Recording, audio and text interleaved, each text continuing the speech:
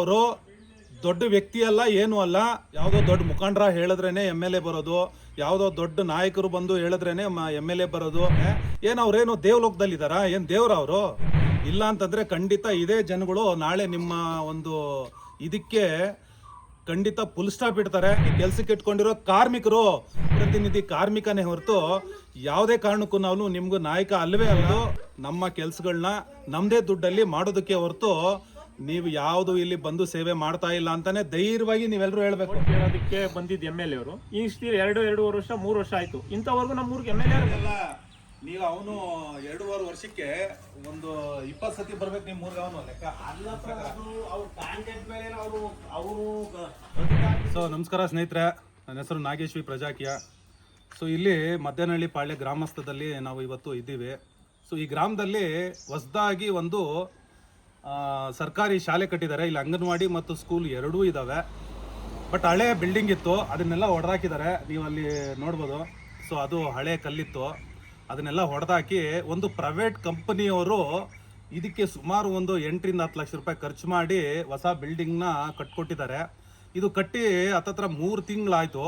3 ತಿಂಗಳಾದ್ರೂ ಇನ್ನೂ ಇದು ಸ್ಟೂಡೆಂಟ್ಗೆ ಬಿಡುಗಡೆ ಮಾಡಿಕೊಟ್ಟಿಲ್ಲ. ಯಾವುದೋ ಒಂದು ಸಣ್ಣ ರೂಮಲ್ಲಿ ಕುತ್ಕೊಂಡು ಇವತ್ತು ಆ ಪಾಠಗಳು ನಡೀತಾ ಇದ್ದಾವೆ ಟೀಚರ್ ಮೂಲಕ. ಆದರೆ ಇವತ್ತು ಇಲ್ಲಿ ಇಷ್ಟು ವ್ಯವಸ್ಥಿತವಾದಂಥ ಸ್ಕೂಲ್ ಪ್ರೈವೇಟ್ ಕಂಪ್ನಿಯವ್ರು ಕೊಟ್ಟರು ಇನ್ನೂ ಇದು ವಿದ್ಯಾರ್ಥಿಗಳಿಗೆ ಬಿಟ್ಕೊಡೋದ್ರ ಕಾರಣ ಏನಪ್ಪ ಅಂತಂದರೆ ಉದ್ಘಾಟನೆ ಮಾಡಲೇಬೇಕು. ಸೊ ಈ ಉದ್ಘಾಟನೆ ಯಾರು ಮಾಡಬೇಕು? ಸೊ ಇದು ಪ್ರಶ್ನೆ. ಸೊ ಇಲ್ಲಿ ಗ್ರಾಮಸ್ಥರೆಲ್ಲ ಏನು ಹೇಳ್ತಿದ್ದಾರೆ, ಎಲ್ಲರೂ ಹೋಗಿ ಮತ್ತು ಈ ಪ್ರೈವೇಟ್ ಕಂಪ್ನಿಯವರು ಅವ್ರ ಪ್ರೋಟೋಕಾಲ್ ಪ್ರಕಾರ MLAನೇ ಬಂದು ಉದ್ಘಾಟನೆ ಮಾಡಬೇಕು ಅಂತ ಹೇಳ್ತಿದ್ದಾರೆ. ಸರ್ ನಿಮ್ಮ ಹೆಸರು? ನನ್ನ ಹೆಸರು ಮಾರುತಿ ಅಂತ. ಸೊ ಮಾರುತಿ, ನೀವು ಇಲ್ಲಿ ಉದ್ಘಾಟನೆ 3 ತಿಂಗಳಾದ್ರೂ ಯಾಕೆ ಇನ್ನೂ ನೀವು ಇದನ್ನ ಉದ್ಘಾಟನೆ ಮಾಡ್ತಿಲ್ಲ? ನಾನು MLA ಅವರು ಇಲ್ಲಿ ಉದ್ಘಾಟನೆಗೆ ಸಮಯ ಕೊಡ್ತಾ ಇಲ್ಲ. ಓಕೆ.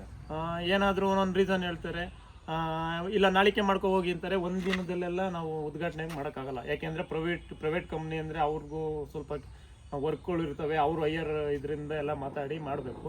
ಒಂದು 15 ದಿವಸ ಮುಂಚೆ ಟೈಮ್ ಕೊಟ್ಟರೆ ನಾವು ಏನು ಬೇಕಾದ್ರೂ ಮಾಡ್ಕೊಬೋದು. ಅವರು ಒಂದಿನ ಬೆಳಗ್ಗೆಗೆ ಮಾಡೋ ಹೋಗಿ ಅಂತಾರೆ, ಹಂಗೆ ಆಗಲ್ಲ ಅಂದಿದ್ದಕ್ಕೆ ಈಗ 15 ದಿವಸ ಮುಂಚೆ ಟೈಮ್ ಕೊಡಿ ಅಂದರೆ ಟೈಮ್ ಕೊಡ್ತಾ ಇಲ್ಲ. ಇಲ್ಲಿ ಈಗ ನಾವು ಎಷ್ಟು ಒಂದು 5 ರಿಂದ 10 ಸರಿ ಲೀಡ್ರುಗಳ ಮುಖಾಂತರ ಫೋನ್ ಮಾಡಿಸಿದ್ದೀವಿ. ಅವ್ರೇನು ರೆಸ್ಪಾನ್ಸೇ ಮಾಡ್ತಾ ಇಲ್ಲ. ಅವ್ರು ರೆಸ್ಪಾನ್ಸ್ ಮಾಡಲಿಲ್ಲ ಅಂತ ಪಾಪ ಕಂಪ್ನಿಯವರು ಅವರು MLA ಅವರು ಇಲ್ದಲೇ ಉದ್ಘಾಟನೆ ಮಾಡೋಕ್ಕಾಗಲ್ಲ ಅಂದ್ಬಿಟ್ಟು ಇದು ಉದ್ಘಾಟನೆ ಇಲ್ದಲೇ. ಇದು ಇನ್ನೊಂದು ಪ್ರಶ್ನೆ ಏನಂದ್ರೆ, ಯಾಕೆ ನಿಮ್ಮ ಊರಲ್ಲಿ ಈ ಜಾಗ ಯಾರೋ ಫ್ರೀಯಾಗಿ ಕೊಟ್ಟಿರೋದಂತ 2 ಕುಂಟೆ ಮತ್ತೆ ಈ ಫ್ರೀಯಾಗಿ ಕೊಟ್ಟಿರೋರ ಕೈಯಲ್ಲೋ ಅಥವಾ ಇವ್ರು ಯಾರು ಕಟ್ಸಿದಾರೋ ಅವರು ಆ ಕಂಪ್ನಿ ಮೂಲಕನೇ ಉದ್ಘಾಟನೆ ಮಾಡಿಸ್ಬೋದಲ್ಲ? MLAನೇ ಬೇಕು ಅಂತ ಯಾಕೆ ನೀವು ಹಠ ಹಿಡಿತಿದ್ರಿ? ಸರ್, ಅದು ಕಂಪ್ನಿಯವರ ಪ್ರೊಸೀಜರ್ ಪ್ರಕಾರ MLA ಅವ್ರು ಬೇಕಂತೆ. ಓಕೆ. ಈಗ ನಮ್ಮ ಇದು ಪ್ರಕಾರ ಆಗಿದ್ರೆ ನಾವು ಜಾಗ ಕೊಟ್ಟಿರೋರು ಇಲ್ಲ ಗ್ರಾಮಸ್ಥರು ಯಾರಾದ್ರೂ ಮುಖಂಡರು ಮಾಡ್ಬೋದಾಗಿತ್ತು. ಈಗ ಕಂಪ್ನಿಯವರು ಪ್ರೈವೇಟ್ ಕಂಪ್ನಿಯವರು ಅವ್ರು ಕಟ್ಕೊಟ್ಟಿರೋದ್ರಿಂದ ಅವ್ರ ಕಡೆಯಿಂದ ಸಹಾಯ ಪಡೆದಿರೋದು ನಾವು ಅವ್ರ ಪ್ರಕಾರ ಅವ್ರದ್ದು ಏನು ರೂಲ್ಸ್ ಇದೆಯೋ ಆ ಪ್ರಕಾರ ಬಂದು MLA ಅವರು ಉದ್ಘಾಟನೆ ಮಾಡಬೇಕು. ಈಗ MLA ಅವರು ಬರ್ತಾ ಇಲ್ಲ. ನಾವು ಮೀಟ್ ಮಾಡೋಕ್ಕೆಲ್ಲ ಟ್ರೈ ಮಾಡ್ತಿದ್ದೀವಿ. ನಮಗೆಲ್ಲ ನಮ್ಮ ಸಣ್ಣ ಪುಟ್ಟ ಇವ್ರಿಗೆಲ್ಲ ವರ್ಕರ್ಸ್ ಇವ್ರಿಗೆಲ್ಲ MLA ಅವ್ರು ಸಿಗಲ್ಲ, ಕೈಗೆ ಸಿಗಲ್ಲ. ಯಾರಾದರೂ ಲೀಡ್ರುಗಳು ಮುಖಾಂತರ ದೊಡ್ಡವ್ರು ಇದ್ರೆ ಮಾತ್ರ ಅವ್ರಿಗೆ ಕಾಂಟ್ಯಾಕ್ಟ್ ಆಗ್ತಾರೆ. ಇವಾಗ ನೋಡಿ, ಎಲೆಕ್ಷನ್ ಓಟ್ ಕೇಳೋದಕ್ಕೆ ಬಂದಿದ್ದು MLA ಅವರು ಇಷ್ಟು 2.5 ವರ್ಷ 3 ವರ್ಷ ಆಯ್ತು, ಇಂಥವರೆಗೂ ನಮ್ಮೂರಿಗೆ MLA ಅವರೇ ಬಂದಿಲ್ಲ. ಅವರೇ ನೀವು ಇಮ್ಮಿಡಿಯೇಟ್ ಆಗಿ ಬಂದು ಇಲ್ಲಿ ಉದ್ಘಾಟನೆ ಮಾಡಿ. ಇದು ಬೇಗ ₹1 ಏನೂ ಕೆಲಸ ಆಗಿಲ್ಲ. ಅದರಲ್ಲೂ ಯಾರೋ ಪ್ರೈವೇಟ್ ಕಂಪ್ನಿಯವರು ಸ್ಕೂಲ್ ಕಟ್ಸ್ಕೊಟ್ಟವ್ರೆ, ಅದನ್ನು ಉದ್ಘಾಟನೆ ಮಾಡೋಕ್ಕೂ ಅವ್ರು ಸಮಯ ಕೊಡ್ತಿಲ್ಲ. ಅಂದರೆ ನಮ್ಮ ಈಗಿನ ಪರಿಸ್ಥಿತಿ ಹೆಂಗೆ ಯಾವ ಮಟ್ಟಕ್ಕೆ ಹೋಗೋದೆ ಅಂತ ನೀವೇ ಯೋಚನೆ ಮಾಡೋದು. ಸೊ ಖಂಡಿತ ಸರ್, MLA ಅವರು ಬರಲೇಬೇಕಾ ಅಥವಾ ಇಲ್ಲಿನ ಯಾರಾದ್ರೂ ನಿಮ್ಮ ಒಂದು ಒಳ್ಳೆ ವ್ಯಕ್ತಿಗಳ ಮೂಲಕನೇ ಮಾಡಿಸಬಾರ್ದಾ? ನೀವೇನು ಹೇಳ್ತೀರಿ?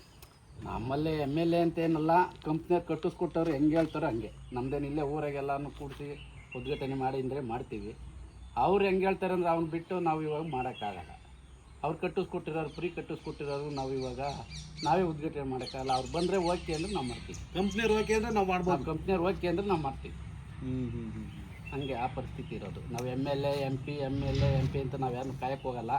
ಅವ್ರ ಕಂಪ್ನಿಯವ್ರು ಹೆಂಗೆ ಹೇಳ್ತಾರೆ ಅಂದರೆ ಹಂಗೆ ಕಂಪ್ನಿಯವ್ರು ಬಂದು ಉದ್ಘಾಟನೆ ಮಾಡಿಬಿಡ್ಬೋದು. ಸರ್, ಈಗ ಇದು ಜಾಗ ಕೊಟ್ಟಿದ್ದು ಯಾರು ಸರ್? ನಾವು ಸರ್ ನಮ್ಮ ತಿರುಮಳೆಯವರು. ನಿಮ್ಮ ಹೆಸರು ತಿರುಮಲಯ್ಯ ಅಲ್ಲ, ನಮ್ಮ ಅಪ್ಪರ ಹೆಸರು ತಿರುಮಲಯ್ಯ, ನನ್ನ ಹೆಸರು ರಾಮಯ್ಯ. ಓಕೆ. ಸೊ ಈ ಜಾಗ ಎಷ್ಟು ನೀವು ಇವ್ರು ಕೊಟ್ಟಿದ್ದೀರಿ? ಇದು 2 ಕುಂಟೆ. 2 ಗುಂಟೆ. ಇದೇನು ದುಡ್ಡು ಏನು ಇಸ್ಕೊಂಡಿಲ್ಲ? ಒಂದು ರೂಪಾಯಿ ಇಸ್ಕೊಂಡಿಲ್ಲ ನಾವು. ಓಕೆ. ಸೊ ಸ್ನೇಹಿತರೆ ನೋಡಿ, 2.5 ವರ್ಷ ಆಯಿತು ನಾವು ವೋಟ್ ಹಾಕಿ ಅವ್ರನ್ನ ಜನಪ್ರತಿನಿಧಿನ ಆಯ್ಕೆ ಮಾಡ್ಕೊಂಡ್ಮೇಲೆ ಅಟ್ಲೀಸ್ಟ್ ಇಲ್ಲಿ ಯಾರೋ ಕಟ್ಕೊಟ್ಟಿರೋದನ್ನ ಬಂದು ಉದ್ಘಾಟನೆ ಮಾಡೋದಕ್ಕೂ ಇಷ್ಟೊಂದು ಡಿಲೇ ಮಾಡ್ತಾವ್ರೆ ಅಂತಂದರೆ ಈ ಥರದ್ದು MLAಗಳು ನಮಗೆ ಅವಶ್ಯಕತೆ ಇದೆಯಾ ಇಲ್ವಾ ಅಂತ ಹೇಳ್ಬಿಟ್ಟು ಮತ್ತೆ ನಾವೇ ಜನನೇ ತೀರ್ಮಾನ ಮಾಡಬೇಕು. ಮತ್ತು ವೋಟ್ ಹಾಕೋಕ್ಕೆ ಮುಂಚೆ ನಾವು ಯಾವ ಥರ ವೋಟ್ ಹಾಕಬೇಕು, ಯಾವ ಥರದ್ದು ಒಂದು ವಿಚಾರಕ್ಕೆ ವೋಟ್ ಹಾಕಬೇಕು ಅನ್ನೋದು ಮೊದಲು ನಾವು ತಿಳ್ಕೊಬೇಕು. ಸೊ ಮಾನ್ಯ ಶಾಸಕರೇ, ನಿಮಗೆ ವೋಟ್ ಹಾಕಿ ಇಲ್ಲಿ ಸಂಬಳ ಕೊಟ್ಟು ತೆರಿಗೆ ಹಣದಲ್ಲಿ ನಿಮಗೆ AC ಕಾರಲ್ಲಿ ಬರೀ ಓಡಾಡ್ಕೊಂಡಿರೋದಕ್ಕಲ್ಲ, ಪ್ರತಿಯೊಂದು ಗ್ರಾಮಕ್ಕೆ ಬಂದು ಇಲ್ಲಿ ಏನು ಕುಂದುಕೊರತೆ ಇದೆ, ಏನು ಕೆಲಸ ಮಾಡಬೇಕು, ಏನು ಮಾಡಬಾರ್ದು, ಮತ್ತು ಇಲ್ಲಿ ಏನೇನು ಸಮಸ್ಯೆಗಳಿದ್ದಾವೆ ಕೇಳಿ ಕೆಲಸ ಮಾಡೋದಕ್ಕೋಸ್ಕರ ನಿಮಗೆ ವೋಟ್ ಹಾಕಿ ಇಲ್ಲಿ ಜನಪ್ರತಿನಿಧಿಯಾಗಿ ಆಯ್ಕೆ ಮಾಡ್ಕೊಂಡಿರುತ್ತೆ ಹೊರತು ನೀವು ಬರೀ ಯಾವುದೋ ಒಂದು ಫಂಕ್ಷನ್ಗಳಿಗೆ ಬರೋದು, ನಿಂತ್ಕೊಂಡ್ಬಿಟ್ಟು 2 ನಿಮಿಷ ಭಾಷಣ ಮಾಡಿ ಹೋಗೋದಕ್ಕಲ್ಲ. ಬನ್ನಿ, ಪ್ರತಿಯೊಂದು ಹಳ್ಳಿಗೂ ಏನು ಸಮಸ್ಯೆ ಇದೆ ಅಂತ ಕೇಳಿ ಕೆಲಸ ಮಾಡೋದನ್ನು ಮೊದಲು ನೀವು ಕಲ್ತ್ಕೊಳ್ಳಿ. ಇಲ್ಲ ಅಂತಂದರೆ ಖಂಡಿತ ಇದೇ ಜನಗಳು ನಾಳೆ ನಿಮ್ಮ ಒಂದು ಇದಕ್ಕೆ ಖಂಡಿತ ಫುಲ್ ಸ್ಟಾಪ್ ಇಡ್ತಾರೆ. ಸೊ ಇನ್ಮೇಲೆ ನೀವು ಅಷ್ಟೇ ಜನಗಳೇ, ಯಾವುದೇ ಪ್ರಚಾರಕ್ಕಾಗಲಿ ಅಥವಾ ಯಾವುದೇ ದೊಡ್ಡ ನಾಯಕ ಅಂತಾಗಲಿ ದಯವಿಟ್ಟು ವೋಟ್ ಹಾಕಬೇಡಿ, ವಿಚಾರಕ್ಕೆ ವೋಟ್ ಹಾಕಿ. ನೀವು ವೋಟ್ ಹಾಕಿದ್ಮೇಲೆ ನೀವು ಹೇಳ್ದಂಗೆ ಕೆಲಸ ಮಾಡೋ ಒಬ್ಬ ಕಾರ್ಮಿಕನೇ ಹೊರತು ಅವರು ಯಾವುದೇ ಕಾರಣಕ್ಕೂ ನಿಮಗೆ ಅವರು ನಾಯಕನೂ ಅಲ್ಲ, ಸೇವಕನೂ ಅಲ್ಲ. ಯಾಕೆ ಅಂದರೆ ನಿಮ್ಮದೇ ತೆರಿಗೆ ಹಣದಲ್ಲಿ ನೀವು ಸಂಬಳ ಕೊಟ್ಟು ಕೆಲಸಕ್ಕೆ ಇಟ್ಕೊಂಡಿರೋ ಒಬ್ಬ ಜನಪ್ರತಿನಿಧಿ ಕಾರ್ಮಿಕನೇ ಹೊರತು ಯಾವುದೇ ಕಾರಣಕ್ಕೂ ನಾವು ನಿಮಗೂ ನಾಯಕ ಅಲ್ಲವೇ ಅಲ್ಲ.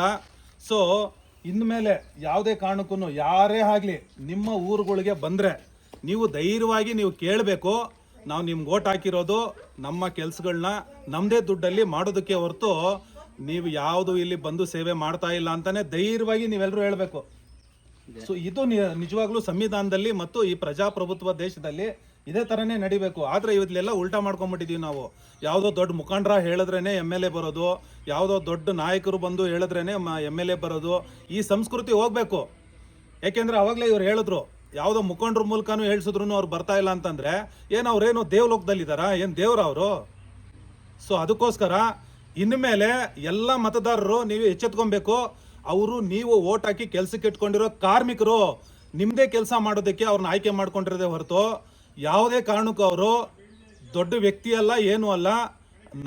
ನಾವೇ ನಮ್ಮ GST ಮತ್ತು ಇಂಡೈರೆಕ್ಟ್ ಆಗಿ ಕಟ್ಟಿರೋ ಟ್ಯಾಕ್ಸು, ಡೈರೆಕ್ಟ್ ಕಟ್ಟಿರೋ ಟ್ಯಾಕ್ಸಿಂದನೇ ಅವ್ರಿಗೆ ಸಂಬಳ ಕೊಡ್ತಾ ಇರೋದು.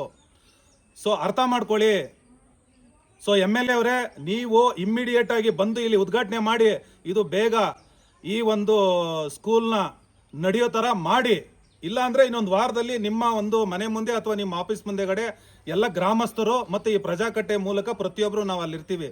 ನಮಸ್ಕಾರ.